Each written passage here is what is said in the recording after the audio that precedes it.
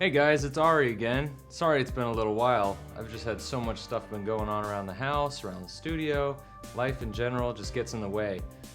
But I did end up trading in my Sub-Fatty for a Sub-37. Now this keyboard is awesome. So let's talk about why I love the Sub-37. Now, as you all remember, I did have a Sub-Fatty.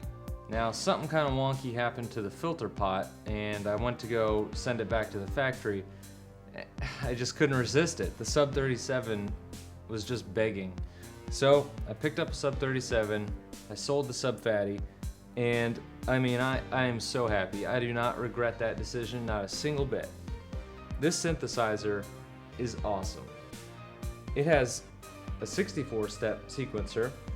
It has two incredibly awesome wave-varying oscillators. You have the famous 24 dB low-pass filter, plus you also have an 18, a 12, and a 6 dB slope. Not only does it give you the multi-drive that was on the Sub-Fatty, as you recall, but you also get a feedback. Now the feedback is quite an interesting story. What happened with that was back in the day when the original Model D Mini Moog was out, people figured out that they could run the output into the input, thereby overdriving everything and then running the output out to their sound system. And that really created a real grungy, heavy, just awesome sound, especially with the filter and the resonance really high.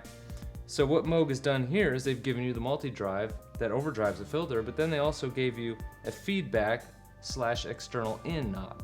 So not only can you feed back the sounds that you're doing, but you can also run input, say from a drum machine, use the filters on that. It's awesome. You do get two mod buses on this.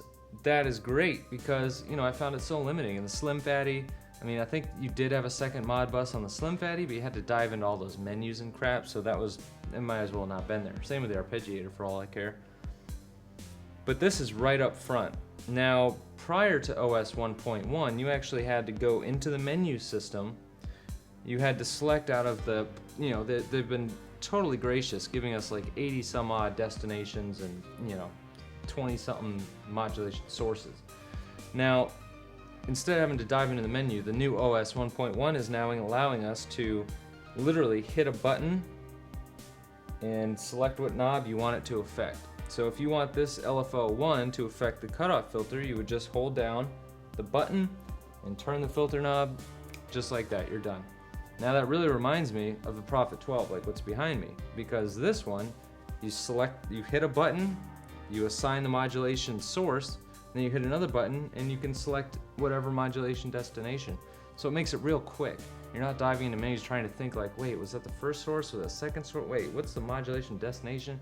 It gets a little confusing. So this is awesome that it's all really now right up front there for us to grab.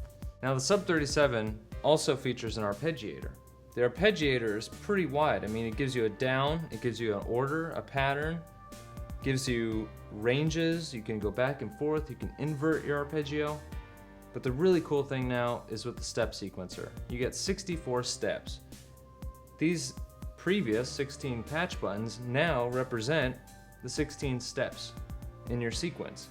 And then you can hit over and go to, you know, 32, hit over, go to 48, 64, yada, yada, yada. But you can also do back and forth. You can do invert. So you can do all the features that the arpeggiator can do. You can now apply that to your very own step sequence. That's awesome. You can also turn off steps simply by clicking them. And you can even tie steps together. Say like you want to tie step 3 and 4 together with a, you know, little portamento. All you have to do is hit them both simultaneously and it ties them. So it's so easy. You don't have to worry about, you know, playing dot dot dot dot dot dot now legato to make sure that's slid. And if it's not slid, now you're in trouble because you can't remember how to. It's just a hell of a lot better. And this is one hell of a synth.